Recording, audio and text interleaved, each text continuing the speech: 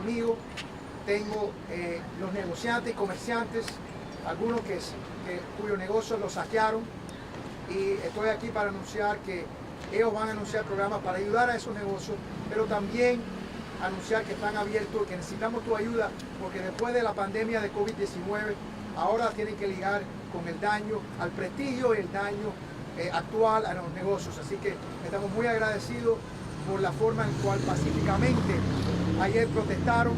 No hubo enfrentamientos de ninguna forma como vimos en otras grandes ciudades en toda la nación. Así que estoy muy orgulloso no solo de mis residentes, pero también de mi departamento de policía, que fueron magníficos. Gracias. Question before Sole? After. Okay, now I'm going to turn it over to Felipe from the Greater Miami Chamber of Commerce. Thank you, Mayor, very much. And again, thank you on behalf of the Greater Miami Chamber of Commerce to show your support for our local businesses and as well for handling the disturbances yesterday so well. You know, the Greater Miami Chamber of Commerce has always supported peaceful demonstrations, you know, regarding injustice. And our hearts go out to the Floyd family, and we stand supporting the protests, peaceful protests. Unfortunately, you know, when you see looting and other activities happening and vandalism, that does not go along with peaceful demonstrations. So unfortunately, our businesses have suffered.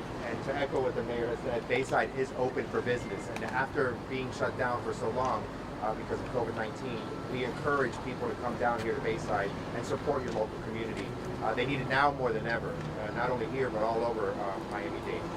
So what we do want to share is that the Greater Miami Chamber of Commerce does have a GMCC CARES program, which offers a lot of different support. From the PPP loans that we were providing a lot of information and support regarding other programs. Career Source is working hard with our those that are not employed to get back to work. In addition to that, we're looking for many more resources in order to provide assistance to our businesses to get open and get back to the economy we need. At this time, though, I do want to go ahead and introduce Spencer Pilot. He's with the Greater Miami Chamber of Commerce. He's going to go over a few more details with that. Thank you. ¿Te puedo decir algo en español? Sí. Pues estamos en vivo para Telemundo 51, por favor. Con muchísimo gusto. ¿Cómo sabía que hablaba español? No, pero sí, no. Es nuestro orgullo que tener al alcalde aquí hoy apoyando los negocios locales, específicamente acá en Bayside. La Cámara de Comercio de Miami siempre apoya todas las demostraciones de paz sobre la injusticia, y en este sentido ha sido muy importante que la ciudad de Miami se ha comportado de la forma que se ha comportado, pero como han visto, han habido ciertas ocasiones que han afectado a negociantes. El vandalismo y eso no juega en lo que estamos tratando de lograr para apoyar. Pero en esta situación la Cámara de Comercio sí tiene muchas opciones, de lo cual Spencer Pilot lo va a hablar en detalle sobre eso, pero a través de miamichambers.com, que tiene GMCC Cares, puede buscar programas específicos. Hemos estado avisando de muchos recursos que existen para todo negociante a través de todo lo que hemos pasado con el COVID-19, el virus, y también tenemos información sobre lo que pueden buscar para asistir en esta situación. Spencer no habla español para acordarse de pero bueno, si no le pedimos también. Spencer Pilot, over to you, bro. Good afternoon, ladies and gentlemen. My name is Spencer Pilot. I'm the Vice President of Government Affairs for the Greater Miami Chamber of Commerce. I want to start off by thanking Mayor Francis Suarez, our Miami City Commissioners, and our City Manager, Art Noriega, for working together to support our business community and businesses like the ones here at Bayside Marketplace. We're here for two reasons today, because these businesses have been impacted in two negative ways. We're still in the throes of COVID-19. It's still something that we need to pay a lot of attention to and be safe and be healthy and vigilant about. Then these businesses, the five that the mayor mentioned, were victims of the unnecessary looting that occurred as a result of the otherwise very, very peaceful protests. We're here to support Bayside Marketplace. We're here to let you know that Bayside is open for business. Miami is open for business. Your Chamber of Commerce is working to help businesses achieve resources from the federal government and other levels of government. We're working to provide assistance in other ways, like providing Leadership Miami, our leadership development program. Those classes are going to be deployed to help clean up.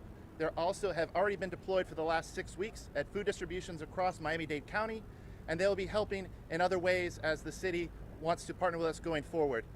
Resources like this, and including our business resource guide and resources directly from the federal government and other agencies, are available at miamichamber.com. I want to thank the mayor again for the support and the partnership. We are open for business. God bless the city of Miami. Let's stay safe. Next up is Pam Wallen. Hi, my name is Pamela Weller. I have the privilege and honor to be the general manager here at Bayside Marketplace. I've actually been here for 15 years. I know the property very well, and I know a lot of our residents and our tenants and businesses around here. I'm so proud and honored to have behind me the tenants that have been here, most of all, for the whole 33 years we have been here. We came from an area that was Blythe. We made a beautiful property. We promised the city many wonderful things, and I'm so pleased to be here now. The tenants have suffered a lot, and we suffered with them because we're family. We're not blood family, but we're business family, and we care about each other, and we care about all of the people who are here. Our first mission 2 days ago was to get the property clean and able and risk management free to allow people to enter. That's why a lot of you were turned away, and I do apologize for that. But the reason we do the things that we do is to keep people safe. So without further ado, I would like to introduce to you one of our first tenants that has been with us the full 33 years. Mike Simpson is the owner of Island Queen and Tradewinds Restaurant. Michael? Hello everyone, my name is Mike Simpson from Island Queen Cruises and Tradewinds Bar and Grill. The first thing I'd like to say today is a huge thanks to our mayor and all of our police for really holding down the fort yesterday. I think they really knew what we've been through for the last 3 months, and what we went through Saturday night was just, it was tough, but we appreciate the support last night, truly. And we're here to say we're one big family. We're back in action. Hopefully the next phase will include the last little part of the mall and get Miami back again. So, Thank you, Michael. Henry Lease, the owner of Havana Nines and Mojito Bar. Hello everybody, my name's Henry Lease. We operate retail and hospitality units in Bayside for 25 years plus, and it's a tough time for all of us, every one of you behind the cameras as well. I thank you, Mayor, for the support you've been here, but Pam Weller has been my mayor here for a long time and will continue to be, and she's been incredible in helping us not only get through the COVID closing. She supported a lot of us. I bank with a large bank, and they shut me out on PPP, and if it wasn't for Pam, I don't think I would have survived this, and going with a local bank that she had some muscle with, and helped us as a tenant of hers. So it goes beyond what's just occurred the last few days. Bayside is a special place. We've become dependent upon the international tourist, the cruise ship passenger, and the events at the Miami Arena, which is a deeper concern for the immediate future of Bayside. And we really want to reach out to all the locals that now live here. Miami was never a residential city. Not when I first started here. Nobody lived downtown, but now we've got so many residents downtown that Bayside could really use their business. In fact, when we reopened, we gave everybody through yesterday our employee family discount to treat everybody like they're local and family, whether you're from here or not. And it was very upsetting to see how our sale ended. We certainly understand the pressures in the community, but we want to be here to support the community. Thank you. Travell Williams, also an original tenant, has 4 businesses here at Bayside: Flair, Passage India 1, Passage India 2, and Global Culture. Thank you, Travell. Welcome everyone. Thanks for being here. My name is Travell Williams. I've been at Bayside since its inception. It's a wonderful place. I basically grew up here, and I'm here to say, you know, we welcome everybody to come back and visit us. It's very difficult, you know, with what's been happening before and now what has taken place. And we just like to say to everybody, you know, come out and enjoy what I've enjoyed for 33 years. You know, this is the best place you can be. Bayside Marketplace. Thank you. And lastly, Enrique, he actually owns a restaurant up in our food court area. He's fairly new to the property, probably 6 or 7 months. Enrique from Tascapayaya. Muchísimas gracias, buenas tardes. Queremos darle las gracias a la Cámara de Comercio, a nuestro alcalde Francis Suárez, al Departamento de Policía, a todos ustedes y a la ciudad de Miami, e informarles que ya estamos abiertos para darles todo el servicio que ustedes se merecen, para darle toda esa buena atención siguiendo todas las normas estrictas por el gobierno que merece la ciudad de Miami. Bienvenidos nuevamente a Bayside. Y aquí estamos. Thank you, Enrique. Before we close, I just want to say to you how thankful we are, not only for all of City Hall and the city manager, but for our beloved mayor, who was amazing. I texted him throughout the last 2 days, and he's right on it. And the commander has been unbelievable, and Chief Colina. So thank you to all of our community. We are all one family. Thank you. Mayor? Thank you, Pam. And as she said, she texted me, Mr. Mayor, we're going to need help. And I said, of course, Pam, we'll be there by your side like we've always been. I think 33 years ago was what year? What year did you start? Me? No, what year? 87. That was the second year that my dad was mayor. Yes. My dad started in 1985, and fortunately we had racial disturbances in 1989, and so, you know, there's a long history here. But Spencer also reached out to me right away. He's been omnipresent throughout this entire process, wanting to be helpful. The chamber wanted to help. Sometimes people ask you, they want to help, and you're not even sure exactly where to send them. But I thought that this was a great idea to have the chamber come here and have this press conference where we can let people know that that Bayside is open, that it's safe to come here, that our department did a magnificent job protecting Bayside, and obviously the 5 business owners who were harmed have insurance, and so their businesses are going to be repaired. You know, I know that that Bayside cleaned it immediately. They've also undergone a tremendous renovation project that is in the tail end of being finalized, and that was a deal that we did that voters approved in the city of Miami. So this is an incredible destination, and now after COVID and after these mostly peaceful demonstrations, we want our residents to come back. Mayor Suarez, do you believe there's going to be more protesting today? Do you have any sort of notice from police that you guys are going to be expecting that today or any day later in the week? We don't have any notice as of yet. I was literally, the reason why I was on the phone is I was literally texting my police chief and my manager about the curfew, because I know there have been questions about the curfew from businesses, and I'm just checking to see. I haven't gotten a response yet. They had told me they were going to let me know by 2 on the curfew, but we'll be sending out an advisory. I know a lot of restaurants are asking us about that because most restaurants are open past 8 o'clock, obviously. So depending on the circumstances, we should know hopefully in the next hour. Okay, also there's some reporting from ABC News that Attorney General Bill Barr sent to Miami from the Department of Prisons anti-riot teams. Is that true? If so, do you know how many federal officers are here that were taking part along with Miami Police over the weekend? Oh, I don't believe that there were any taking part with Miami Police, and I'm not aware that there are. I had not heard of that. I did speak to the governor on both days, and the governor did have a contingency, and I think Miramar of the National Guard, and we did not at any point have to ask him to deploy the National Guard. So as far as I know, we've been able to manage this with the resources that we have. Obviously, from Saturday to Sunday, we did change some tactics. I mean, that was pretty obvious, and I'll say it in Spanish.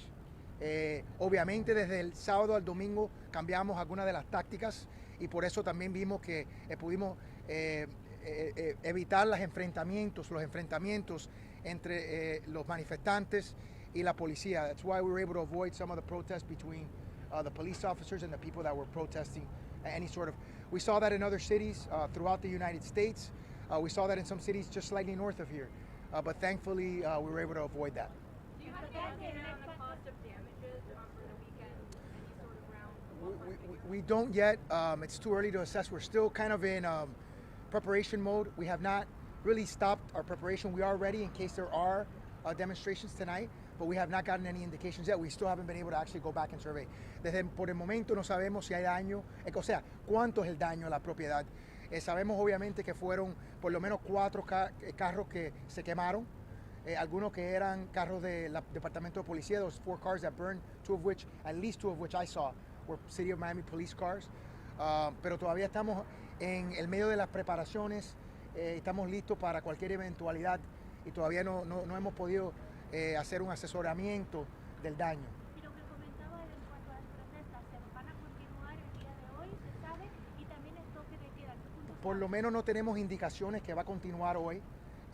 Yo estoy esperando en un momento noticias sobre toque de queda. Me han llamado mucho comerciantes, en particular de restaurantes, que se mantienen abiertos después de las 8 de la noche, pero todavía no tenemos noticias. Tan pronto lo tengo, lo voy a poner en mis redes sociales. Y en cuanto a los arrestos, comentabas, ¿y cuántos sabidos son fuera o son de aquí o son de aquí? Ayer tuvimos 3 arrestos, 2 de los 3 no eran de aquí de Miami, no eran de la Florida. Related to that, so 2 of the 3 that were arrested yesterday, not even from Florida. That's correct. That's correct.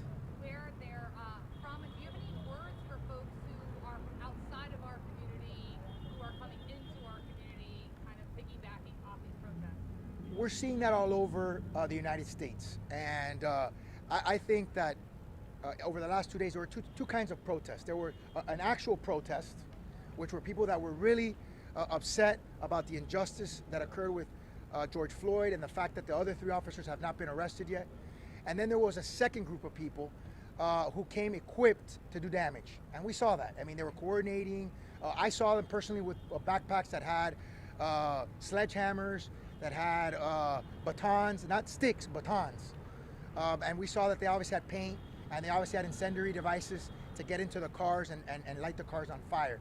That's not the kind of stuff that that people just all of a sudden stumble upon. Alcalde, ¿qué medidas ha implementado la ciudad, el Departamento Policial de Miami, para en caso de que continúen las manifestaciones, pues no haya las mismas condiciones que hubo precisamente que destruyó los pequeños negocios aquí en Bayside? En este momento todavía tenemos las mismas tácticas y tenemos la misma fuerza laboral de policías a nuestra disposición. O sea, nada ha cambiado en realidad desde ayer. Todavía tenemos por el momento el toque de queda, que utilizamos como una herramienta muy efectiva anoche para asegurar que los manifestantes regresaran a sus hogares de una forma pacífica. Y eso lo vimos, yo creo que estaban perfectos las actuaciones de los policías. Yo he recibido un sinnúmero de mensajes de texto de personas. Obviamente yo regalé mi teléfono celular personal y por eso recibí muchos mensajes de texto, pero eran muchos de textos elogiando los esfuerzos nuestros. I was saying in Spanish that I did give out my cell phone number on a couple of different mediums, so I got a few hundred text messages from people who were celebrating the way that we handled things yesterday. This was a national model. We were, not even locally, we were the station. I was in the command center and I looked up at the television stations for many of your stations and I said, this demonstrates that we're succeeded. And all the police officers looked up at me and said, what are you talking about? And I said, that's not the city of Miami on the television screen. So, yeah. Is there dialogue happening as a result of these protests? Any type of change Yes. impacting moving forward? So what I think needs to happen, first of all, I met with the protesters both days, Saturday and Sunday. As I said, on Sunday I gave them my personal cell phone number, and I can tell you I've gotten a significant amount of text messages requesting dialogue, providing actually very constructive and good ideas. I think there's a few things that we need to look at. We know that we had the courage, and I was a commissioner, to fire a police chief when there were 7 officer-involved shootings of African Americans in 1 year. We've reinforced our civilian investigative panel, which is a civilian oversight board of our police actions. Those 2 things are good, but they're not enough. We have to continue. And I think what we have to look at is bias training that is not only in the academy, but also continues once you're a member of the force. And I think we also have to root out the bad apples. We have people that have way too many complaints that remain as police officers, and we have to find a way to better hold those officers accountable. Those are the things that I think we have to do, in addition to listening. There may be a lot of other ideas that we haven't thought of, and so I think we're going to have to engage in a listening process to see what are the concrete ideas that come from this tragic event.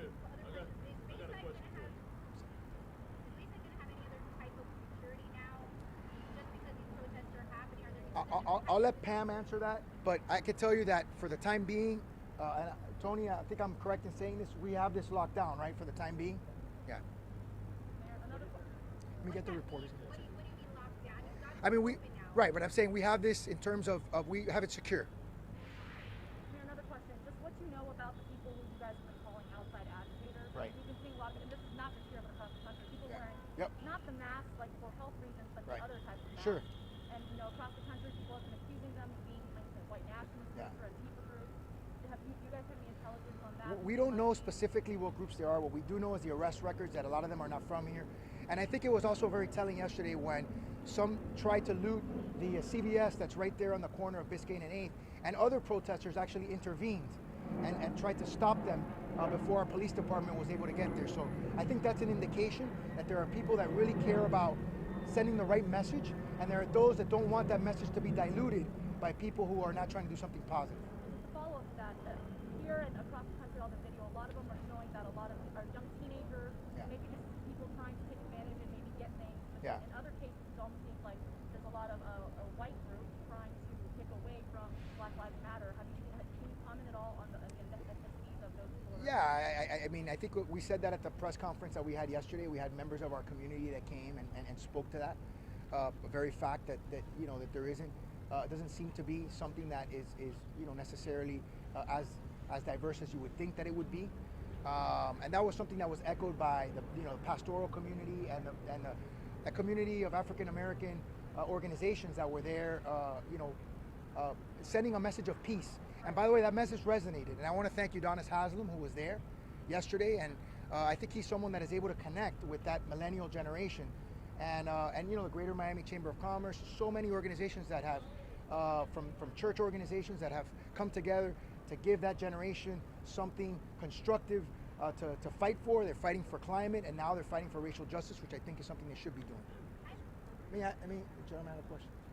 I know I came at the tail end, but you addressed the issue of you having a dialogue with the positive and protesters that are coming peaceful. Yes. Do you plan on being able to walk with them, as we've seen in other videos, where leaders of the community are walking with them to show them strength, to show them power, to show that you actually not only want to speak with them, but you want to walk with them, that you want to walk for the peace, that you want to walk for the people alongside them, and not just speak from the podium. Sure. And that's why I engaged with them directly. I actually went down to where they were and engaged with them where they were. And gave out my personal cell phone number. By the way, it's 305-992-3342. I know some of you guys are tired of hearing it.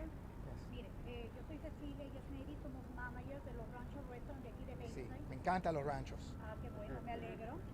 Ustedes están contemplando, la ciudad está contemplando algún tipo de ayuda para los tenants. Sí.